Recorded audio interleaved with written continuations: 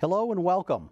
Next up in our series of debates for the 2023 elections is the race for Ward 3 City Council in the city of Fitchburg, with incumbent City Councilor Andrew Kuchar and challenger Joseph Bowen.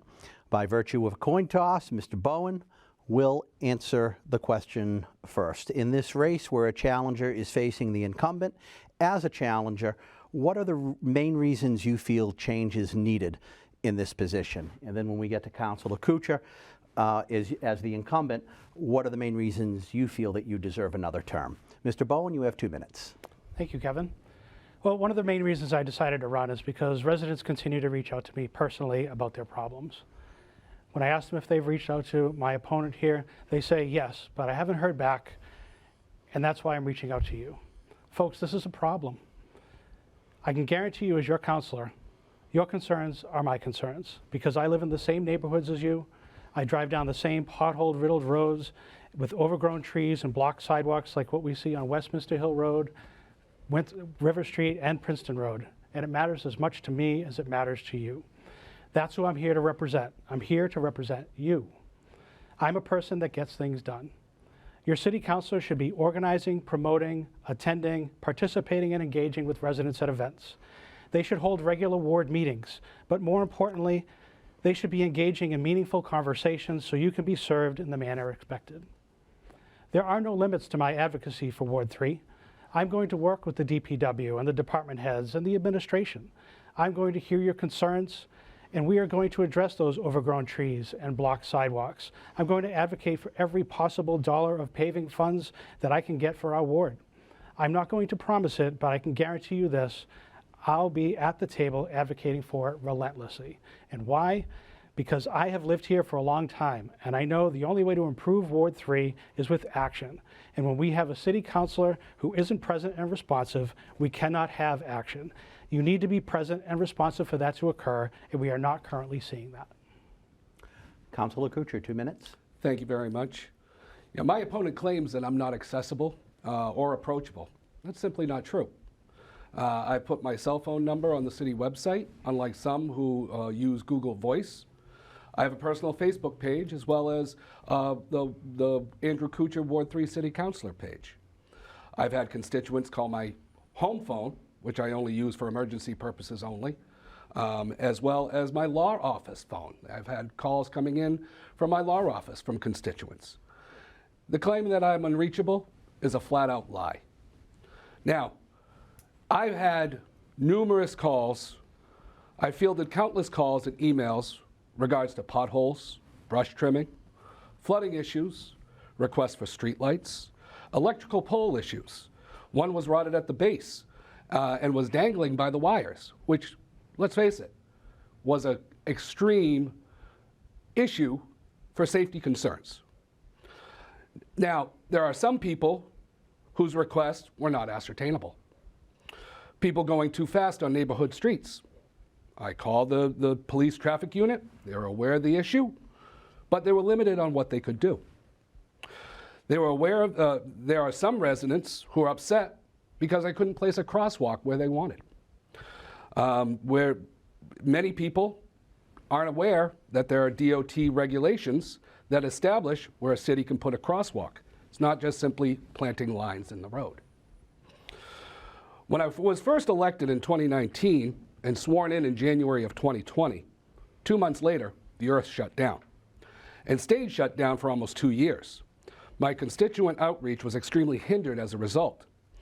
When the world opened up, I started having ward meetings. But the former Ward 3 councilor, Mr. Joel Caddy, explained to me early on that he's tried to have them in the past. And lo and behold, he was correct. Nobody showed up.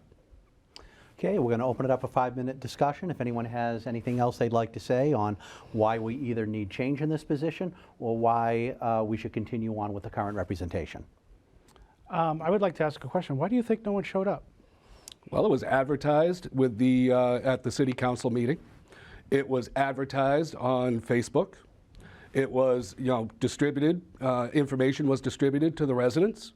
The last time I had a Ward 3 meeting, 2 people showed up, Joe. And guess what?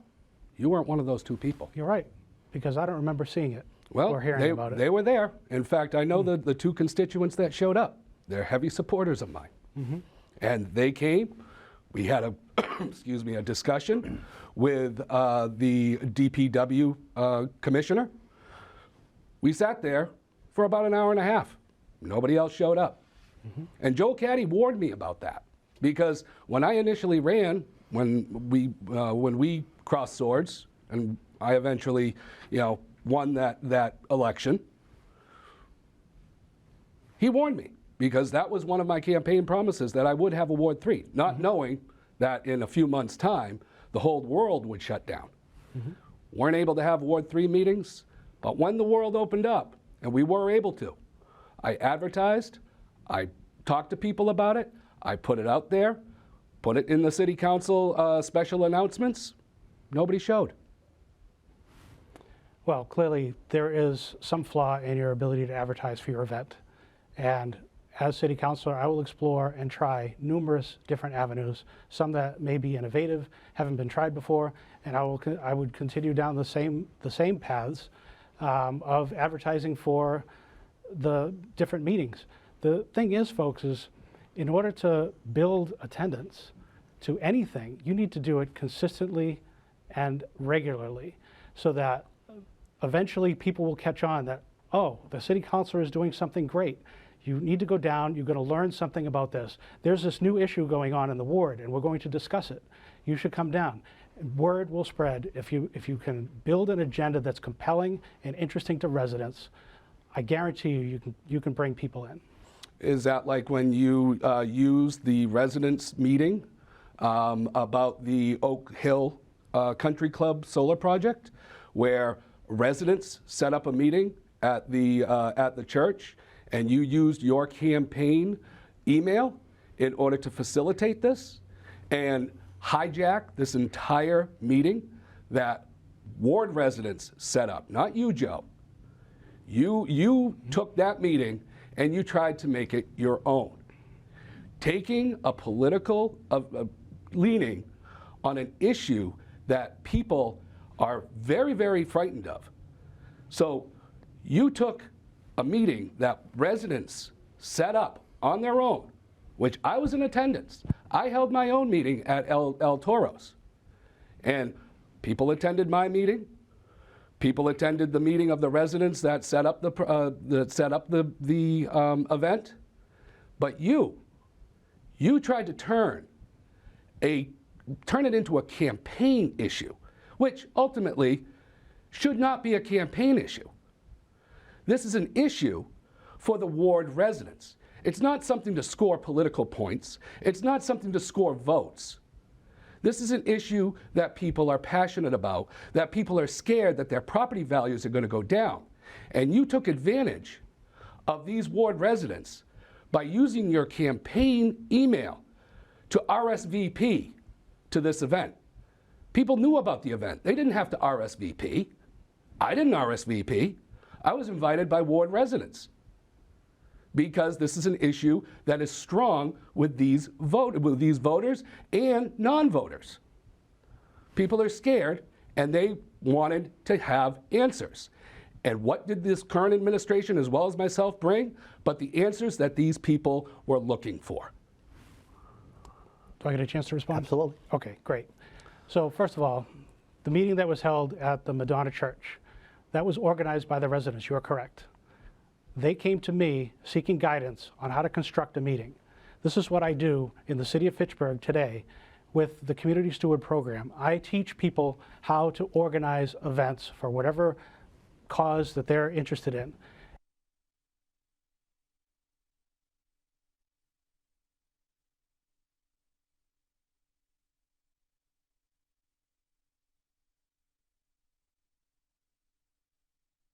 We could have the venue available and with enough chairs for people to show up. And you also took that. Okay, we're up on 5 minutes on this, but Yeah. we're going to ask a question on solar, and we can get back to this. Okay. Thank you. All right, next question goes to Councilor Kuchar. Thank you. Road conditions continue to be a thorn in the side of city voters. The state has shown no willingness to increase Chapter 90 funds, and we have no control over that in the city. As a way to create a new revenue stream for roads, Would you vote for a property tax increase via a debt exclusion, which would target homeowners? Or would you vote for a special fee tied to cars registered in the city, which would apply to all who live and drive in the city, as Councilor Boschman proposed? And if you would not vote for either of these revenue streams, please tell us what creative ideas you have to increase funding or cuts you would make elsewhere in the budget to help improve road conditions. Thank you for that question. And yes, the roads are a subject of great concern for everybody. But there's not a whole lot that we're going to be able to do about it. Right now, the city has about, over the past 12 years, only about $1 million, a little over $1 million has been subject to our roads from the Commonwealth. Now, recently, we were able to get more money from the Commonwealth, thanks to Kuzmarek, who was able, Representative Kuzmarek, who was able to get us extra money this year. And I hope that continues. Now, we are doing a lot of work on the roads. People say, but you know what? Unfortunately, we have a history of poor roads in Fitchburg due to the topography, as well as the excess of water in the area. This, plus a serious mismanagement of infrastructure from a prior administration, has caused the city to far beyond where we should be. Now, there's only a few things that we can do. Now, a lot of people aren't going to like to hear this, but we may need to, increase the property taxes in order to be able to fix the roads if people actually want that. But I don't think that should be a city council vote. I think that should be a vote of the general public. Put it on the ballot. Do you want your taxes increased so we can fix the roads? Now, there's been a lot of talk in regards to this election, in regards to what is going to be happening. But we have a plan. Right now, we're working on a 3-year paving plan. Currently slated is Clarendon Street with Franklin Road. That's in the fall of 2023, as well as Game On Way, West Street, with the combined sewer separation program. There's also many things to come in the spring of 2024. Okay, and just for clarification, yes, that's what I meant. As a city councilor, would you vote to put that debt exclusion on the ballot? That Yes, would be I a would. vote of the city council. Just to answer your question, yes, I will. Okay. Mr. Bowen, the question 2 is mine. minutes. So, folks, I drive these roads.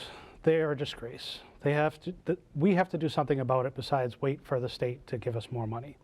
We only get $1.2 million of Chapter 90 funds to repave 187 miles of roads. Our roads deteriorate faster than we can repave them.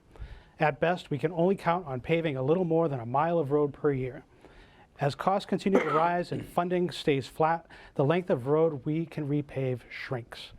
I have been advocating for the city to start funding a line item in the budget for paving for years. If we can't find a way to help ourselves, we'll never get out of this deplorable road situation. Starting with a small amount for road repaving, it can be built upon over time as we become accustomed to using these funds for their intended purposes. Efforts to put free cash into road paving projects should always be a priority. We have a lot of crumbling rural roads like Sheldon, McIntyre, and Westminster Hill Road, as well as crumbling, congested downtown streets like West and Arlington Streets. If elected, I will advocate for as much of the available road paving funds as possible. Roads will always be my priority. And to answer the question, I would vote to put it out to the voters for a debt exclusion. Okay. At all? That's it. All right. Yep. Open it up for 5 minutes of general discussion if anyone else has anything to say on it. Yeah, so Joe, you would say that you would use free cash in order to be able to fund the roads? Is that accurate? No, I don't use free cash, Andrew. The mayor is in charge of the budget and where Well, we spend you would- money. you would advocate. I advocate for the use of those funds towards roads. Now, do you know what free cash is? I do. Okay, what is it? Free cash is the money that the city receives, we'll say unexpectedly. So additional funds become available because maybe things didn't cost as much as we thought they would, but we budgeted the funds, it becomes free cash. So you would use free cash that we're not guaranteed to get in order to put a line item in. That would be the equivalent of somebody having back due bills that they have to pay and also needing a new roof put on their property. And guess what? You just won a $5,000 scratch ticket. Wonderful, great. What are you going to use it for? Okay, I'm going to get caught up on my bills. But you know what? Next year when I win that $5,000, I'm going to put that $5,000 to the roof. It's not guaranteed money, Joe. You can't put a line item in like that.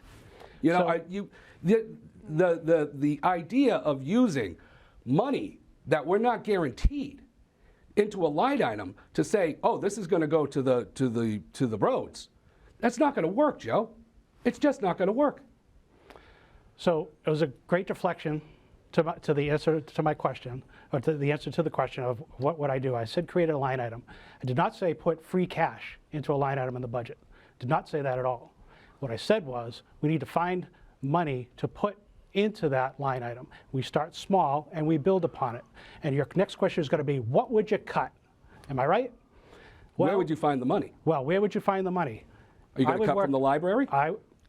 I'd love to answer the question. Go right ahead, Joe. Thank you, sir. I'd love to hear the answer. I would work with the administration to advocate for them to look at the city's operations, look for inefficiencies in process, or maybe there could be components, different department heads or departments are doing the same functions, that they could collaborate and do them together to potentially save labor dollars or save costs on those functions, whatever they may be, that are inefficient. And those funds that are saved can be moved into a line item for paving. So you are aware that the budget is 96% mandatory. The schools are over 50%. Our debt services, you can't touch those. Our pensions, you can't touch those. You know, insurance, you can't touch those either. So you're going to have to try to cut from the police, the fire, the DPW, which is already in need. We just discussed the roads. I have not talked about any cuts in this entire conversation. Well, then where are you going to find the money? You're going to say we're going to find money out of the budget in order to be able to fund the roads. Right. But you have no idea where this money's coming from. So you're missing the point in fixing the way we operate departments in the city. Now, are you aware of what's upcoming for the current paving plan? No. Okay. Well, just what you said today is the most I've ever heard. Let me give you a little bit of information right now. You're still so we have a deflecting. 3-year You're still paving deflecting. plan. Currently slated is Clarendon Street and Franklin Road. This is fall of 2023.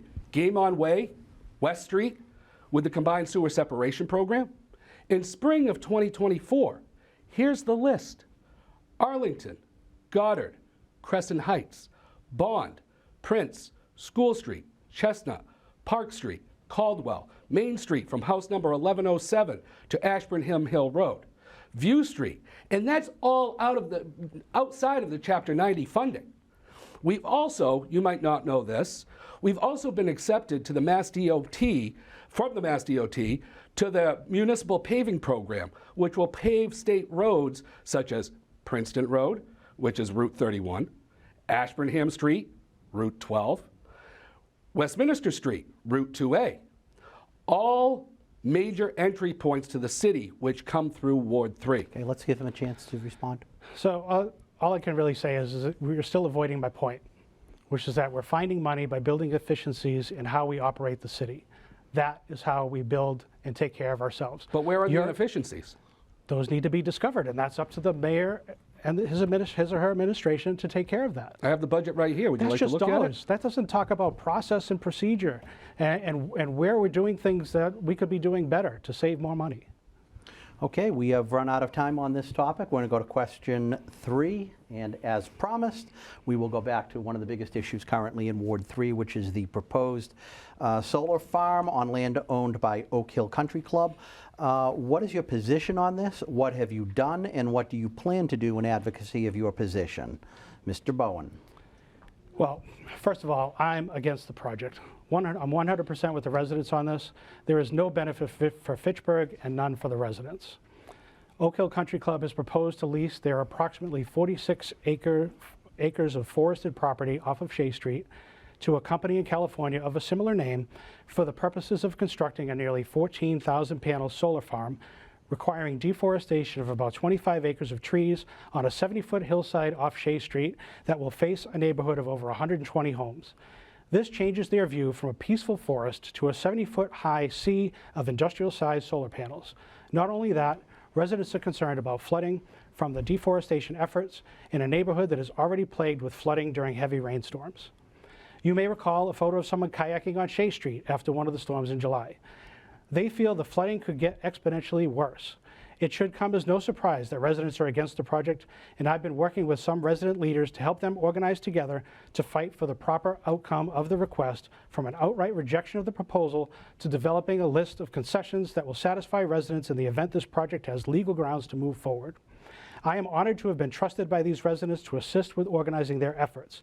I would do this for any neighborhood in Fitchburg. If residents oppose a project, I oppose a project. My pledge continues to be the voice of the people of Ward 3. Councilor Kuchar. Thank you very much. You know, there's been an increase in solar projects here in Ward 3, specifically Mad River Solar, which is off of Stickney Road, which was an absolute disaster in regards to the tree cutting. And, you know, I spoke out against it. I speak out against this, too, because it's going to be another failed solar where they're cutting down the forest in order to be able to provide green energy. Now, we have to play this one smart, people. We can't just say, oh, this is bad for the neighborhood. Of course it's bad for the neighborhood. We all know that it's bad for the neighborhood. It's going to increase flooding. It's going to be an eyesore to the local residents.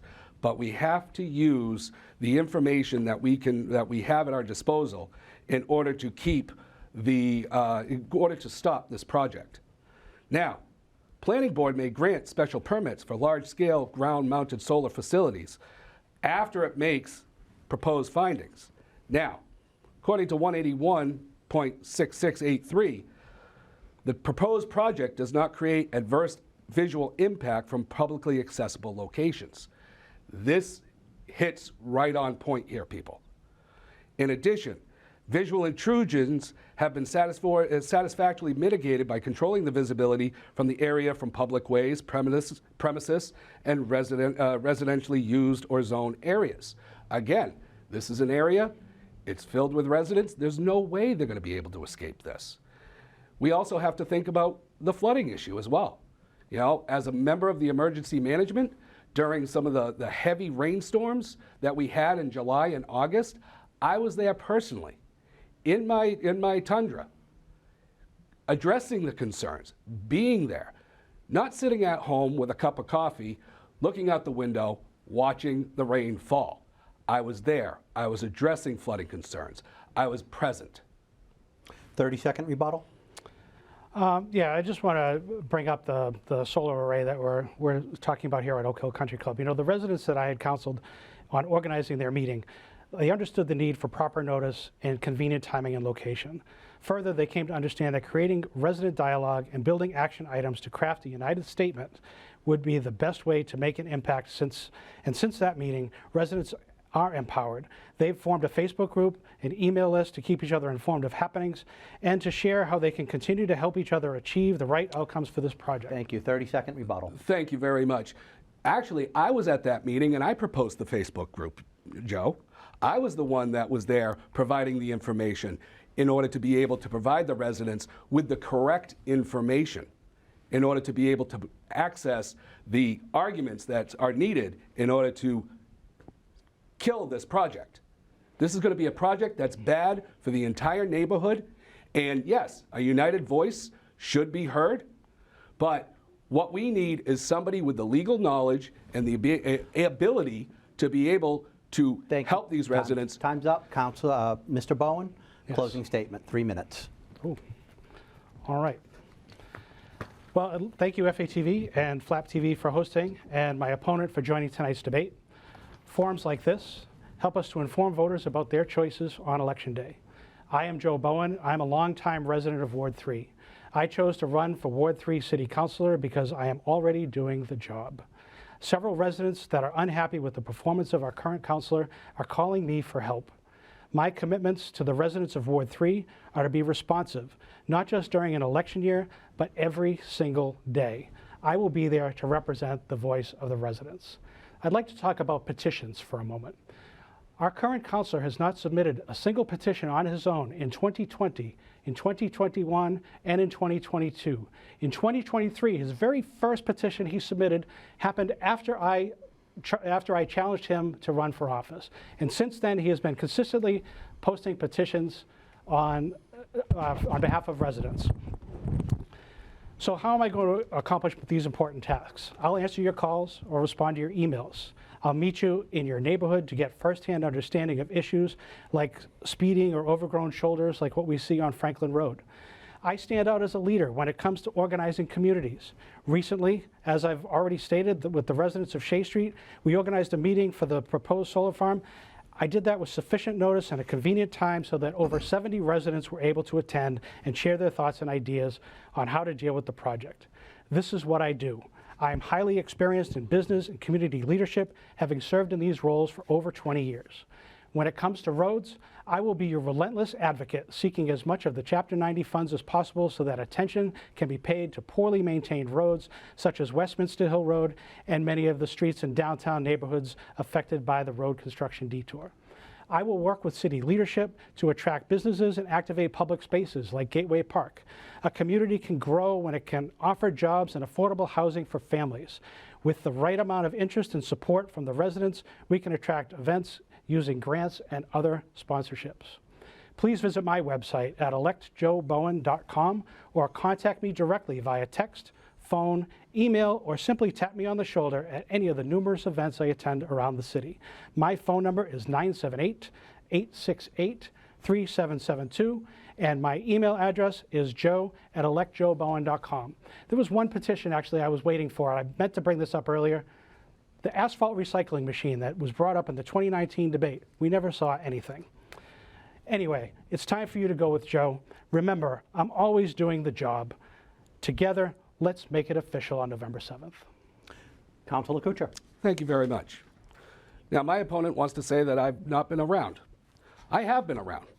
Now, not every issue that needs to be addressed needs to be a petition. You don't need to have a petition in order to fill a pothole.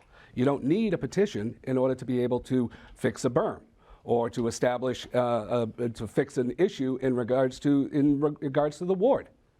It's not always necessary. You know, my first 2 years was challenging. I'm not going to say that it wasn't, because basically the earth shut down. And I was still in my learning phase in regards to being a city councilor. Now, I have put in petitions. I put in petitions well before that. Now, my opponent wants to say that I haven't been an active member of the ward. Well, that is flat out wrong.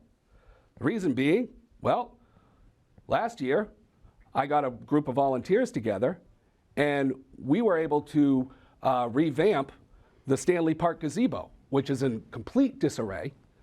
But not only did we fix the problem, but we also repainted it. And now I'm actively working on getting Stanley Park to be a viable park in this city. Now, I've been around and at many events. In fact, I also hosted my event, which my opponent thanked me for doing. It was at the Ward 3 West Fitchburg Road Race. And that was slated to die. And I refuse to have the oldest road race in Worcester County just die at a moment's notice. I picked up the pieces and I ran with it. Now, Mr. Bowen wants to say that, well, I've already been doing the job. I haven't seen him at any city council events. I haven't seen him at any city council meetings. And he also admitted he did not go to any of my Ward 3 meetings. He was unavailable at the time. Now, if you want to reach me, you can reach me on my city email, akuture, that's C-O-U-T-U-R-E, at fitchburgma.gov. You can reach me at my cell phone number, 978-503-2237. You can also call me at my law office, 978-502-0221, or you can just reach me. I am available. I am around all the time. You see me in Market Basket, approach me. This is my issue, and I will address it. Thank you. And that concludes this debate. Voting is on November 7th. Early voting begins on October 28th. Thank you to the candidates. Goodbye.